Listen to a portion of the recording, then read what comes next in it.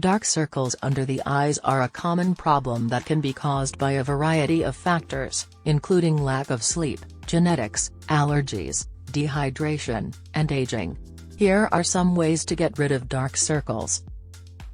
Get enough sleep. Aim for 7 to 8 hours of sleep each night to help reduce the appearance of dark circles.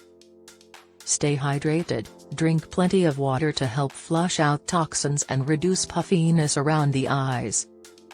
Use cold compresses. Applying a cold compress, such as a chilled spoon or cucumber slices, can help reduce puffiness and dark circles. Use eye creams. Look for eye creams that contain ingredients like vitamin C, vitamin K, caffeine, or retinol, which can help brighten the skin and reduce dark circles. Wear sunglasses. Wearing sunglasses can help protect the delicate skin around the eyes from UV damage, which can contribute to dark circles. Treat allergies. If your dark circles are caused by allergies, treat the allergies to reduce puffiness and discoloration. Avoid rubbing your eyes. Rubbing your eyes can irritate the skin and contribute to dark circles.